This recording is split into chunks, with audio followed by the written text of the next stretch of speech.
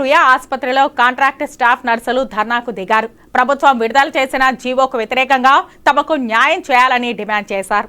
GO number 115 ప్రకారం ఏఎన్ఎంలకు 18 నెలల పాటు ప్రత్యేక ట్రైనింగ్ ఇచ్చి వారిని స్టాఫ్ నర్సులుగా నియమించాలన్న ఉద్దేశంతో ప్రభుత్వం ఉందని స్టాఫ్ నర్సులు తెలియజేశారు.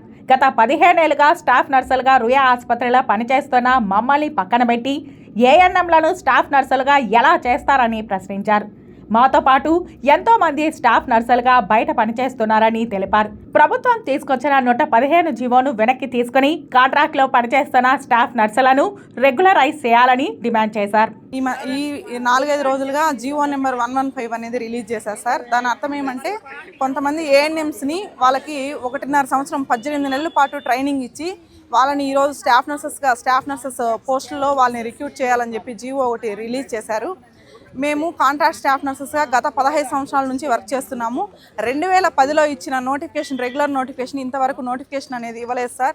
కొన్ని వేల మంది, లక్షల మంది సంవత్సరంలో మన ఎంఎస్సి కానీ, బీఎస్సీ కానీ, జీఎన్ఎం కానీ చేసి వాళ్ళు రిలీవ్ అవుతున్నారు ప్రతి సంవత్సరము.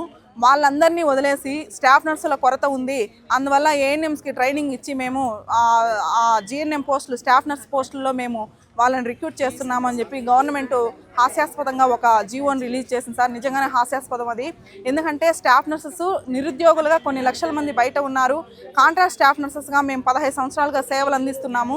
అయినప్పటికీ మా సేవలను గుర్తించకుండా అధికారులు తీసుకునే ఈ నిర్ణయానికి చాలా బాధపడుతున్నాము. ఉద్యోగ భద్రత లేకుండా ఇన్ని సంవత్సరాలు హెల్త్ ప్రొఫెషన్లో మేము కరోనా లాంటి విపత్కర పరిస్థితులను ఎదుర్కొని మేము ఎంతో కష్టపడ్డాము.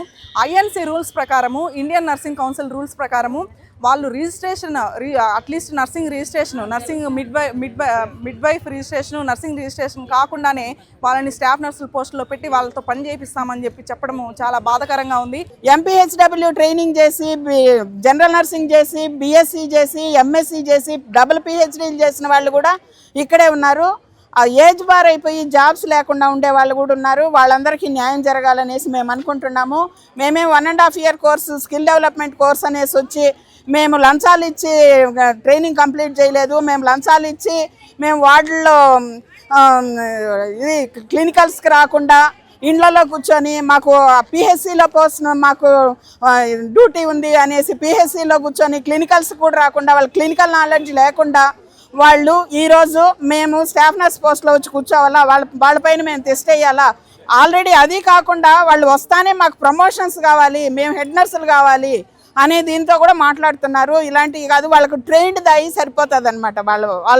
వాళ్ళ క్వాలిఫికేషన్కి ట్రైన్డ్ దాయి అంటే లిటరసీ లేని వాళ్ళకు కూడా ట్రైనింగ్ ఇస్తే ఏఎన్ఎంస్ అయిపోతారనమాట. అలాంటిది 30 సంవత్సరాల క్రితం ఉండింది. అలాంటి పోస్ట్లో నుంచి మా పోస్ట్కి వస్తే మేము ఒప్పుకునేది లేదు. మేము ఖచ్చితంగా కాంట్రాక్ట్ స్టాఫ్లకు కూడా మేము కూడా సపోర్ట్ చేసి వాళ్ళని మా తర్వాత మా వారసులుగా వాళ్ళని మేము నియమించాలనేది మా కోరిక.